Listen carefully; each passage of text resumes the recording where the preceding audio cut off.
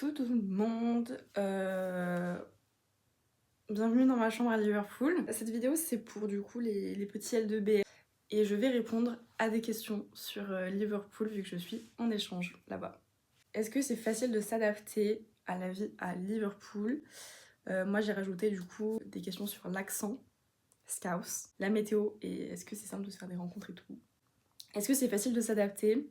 En ayant parlé avec mes copains, en général, le premier / 2 premiers mois de votre échange, il va être compliqué.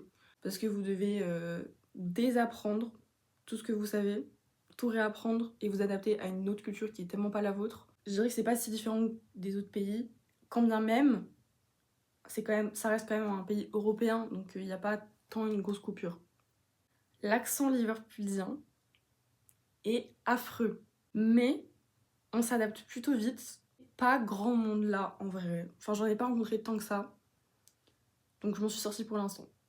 Ensuite, la météo à Liverpool. Alors, ça c'est le truc qui me le plus. En vrai, ça va. Honnêtement, je m'attendais à pire. C'est-à-dire de la pluie tous les jours, toujours devoir avoir un parapluie avec soi au cas où il se met à pleuvoir et tout. Ça arrive. Ce qui est le plus compliqué, oui, il fait plus froid qu'en France parce que en vrai, quand vous regardez sur le planisphère, Liverpool c'est vraiment là et Lyon c'est là. Donc il y a une grosse différence quand même. Mais c'est pas si choquant, juste le plus dur c'est le vent. On est une ville côtière, le vent, mais à décorner les bœufs, si je puis dire. Il est glacial, il est vraiment glacial. Ensuite les rencontres, en général, si je peux parler en tout cas des Liverpooliens, parce que du coup les rencontres ce sera dans comment se faire des amis à Liverpool. Les Liverpooliens sont tellement gentils, tu vas leur demander un service, ils vont le prendre tellement à cœur, genre c'est leur life goal. Ils doivent le réussir, sinon ils ont échoué dans leur vie. J'ai rien à dire, je suis trop contente d'être là parce que vraiment tout le monde est trop gentil. Comment est-ce qu'on a rencontré nos copains en échange? C'est simple, on allait aux événements proposés par l'université. Il y avait une Welcome Week, une semaine avant le début des cours. Et là c'est simple, il faut que vous créez le contact. Personnellement j'ai de la chance, ma coloc qui est juste derrière ce mur, Laura Grange de GM, forcément deux françaises dans la même maison, on est devenues copines. Mais nos copains étrangers, on les a rencontrés parce que en fait on s'est forcé à parler à certaines personnes qui les connaissaient eux et après forcément on commence à faire des trucs. Aller aux événements que propose l'université, ils sont hyper cool par rapport à ça, il y en a plein, mais vraiment plein. Toutes les semaines vous avez un truc à faire.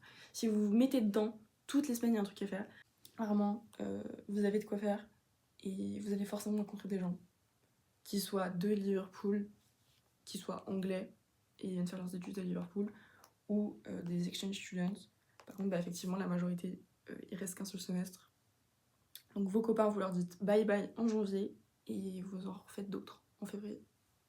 Voilà. La ville, au niveau des transports, est-ce qu'elle est plaisante, etc. Elle est hyper vivante. Pas mal de musées, il y a les docks, ça c'est trop bien. Il y a toujours quelqu'un qui va jouer de la musique dans la rue. En fait, c'est un mélange entre c'est très calme et en même temps c'est hyper bougeant. Ensuite, transport, je n'ai pas pris le bus depuis que je suis arrivée à Liverpool parce que tout se fait à pied. En général, votre vie quotidienne, c'est-à-dire campus, centre-ville, avec tous les bars, etc., les restos, centre commercial, cinéma, musée, docks, etc., et la vie de campus, vous ferez tout à pied. Nightlife, Unilife. Alors, à Liverpool, sachez qu'on peut sortir tous les jours de la semaine. Il y a toujours un bar par jour. C'est genre le bar où il faut y aller. Mon père est venu il y a de ça un mois. Il a été choqué de comment... Mais il y a tout le monde dehors. Et n'importe quelle heure, n'importe l'âge que tu as, tu seras dehors un moment ou un autre. Genre. Tu pourrais penser que oui, tu rentres à 3 à 4h du matin et tout. Est-ce que t'as pas peur?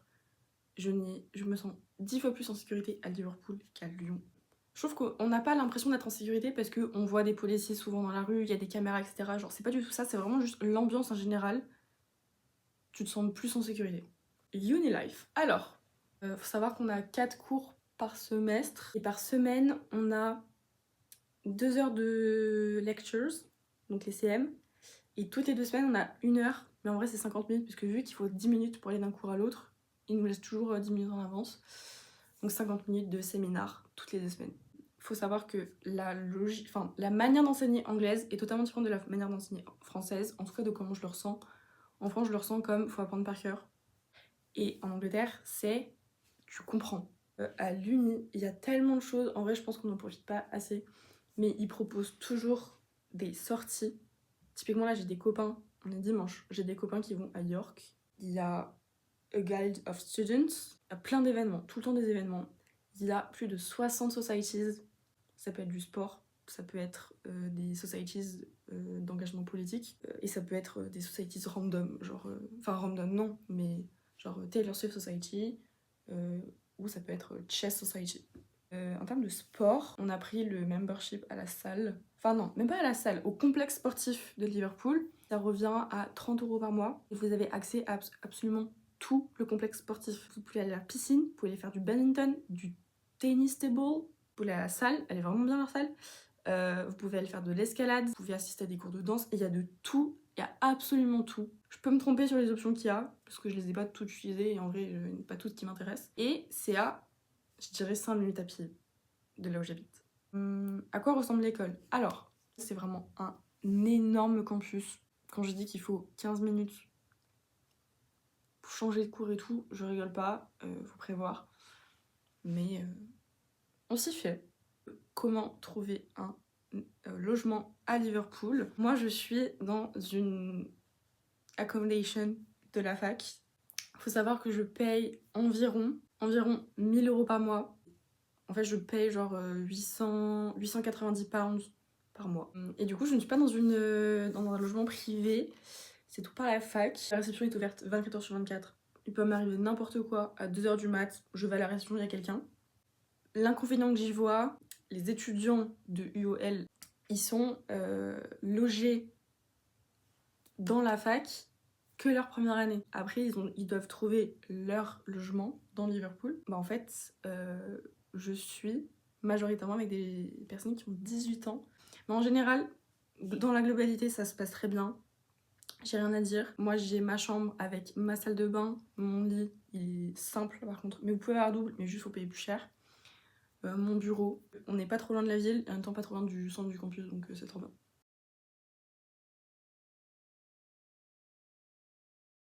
Ensuite, le décalage horaire, comment je le vis? On n'a qu'une seule heure de décalage horaire par rapport à la France.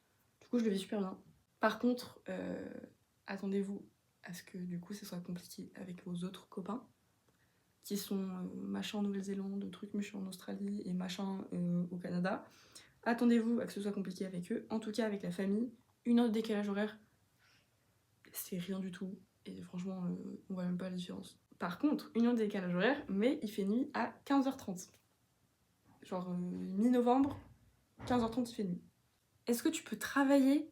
Ah, j'avais oublié celle-ci. Est-ce que tu peux travailler à côté? Tu peux travailler à côté. Personnellement, je le fais pas parce que j'ai travaillé tout mes L2 et je me suis dit que cette année c'était le moment de. On fait plus rien. Mais tu peux travailler jusqu'à 20h. De toute façon, c'est marqué quand vous ferez votre demande de visa. Vous pouvez travailler jusqu'à, je crois, 20 heures de mémoire par semaine. Si vous travaillez, vous pouvez pas vous faire rembourser l'assurance maladie qui coûte 900 €. Même un peu plus, 965 je crois. De souvenir, 965 qui est genre 600 de visa. Ensuite, une journée dans ma vie. Alors, une journée typique. Et là, je vais être très honnête. Globalement, je me réveille à 8h30 et je vais m'endormir à 22h30. À l'époque, les premiers mois, on sortait 2 fois par semaine. Ensuite, je vais à la salle, je vais bosser au café qui est en face. Je vais en cours, majoritairement mes cours sont de l'après-midi, généralement de 13 à 17. Peace and love. Parfois je travaille, parfois je lis un livre, parfois je vais chez des copains faire un puzzle, parfois j'ai des copains pour faire un before et après on sort. Tous nos copains qui sont là qu'un seul semestre, qui du coup utilisent chaque week-end pour visiter quelque chose, on fait des millions de choses. Vraiment, vous avez l'occasion de visiter beaucoup de choses et pour pas très cher. Vous attendez pas que ce soit non plus cheap, mais c'est pas exorbitant. Alors, qu'est-ce que tu aurais aimé savoir avant de partir? Liverpool, je pense que tout le monde, quand on y pense, quand on connaît pas trop l'Angleterre, on pense à une ville hyper industrialisée. C'est pas faux, c'est pas vrai non plus. Je vous mettrai plein de photos qui pop sur l'écran pour vous montrer à quel point genre ça peut être joli, c'est vraiment beau et c'est vraiment pas chiant. Genre la ville n'est vraiment pas chiante. Il y a toujours un truc à faire, je rigole pas quand je dis ça. Je peux finir par, en général, moi mon expérience à Liverpool, la distance c'est peut-être ce qui est le plus compliqué et moi je regrette absolument pas d'avoir choisi Liverpool. Chaque expérience est différente. Après la culture british, je la connaissais déjà. Je suis beaucoup allée en Angleterre et c'est quelque chose qui m'a toujours plu. Je m'y retrouve aussi dedans. Donc c'est peut-être pour ça aussi que je le vis si bien. Aucun regret pour ma destination. J'ai même été globalement positivement surprise. Et surtout profiter du fait que Liverpool c'est aussi une ville calme. Enfin, c'est un mélange des deux et c'est trop bien. En tout cas, si vous êtes une personne qui n'aime pas trop faire la fête, c'est pas du tout obligatoire. Si vous voulez, vous pouvez largement la faire. J'espère que j'ai répondu à la majorité des questions. Je vous mets mon Insta quelque part sur cet écran si vous voulez me contacter. Bisous tout le monde!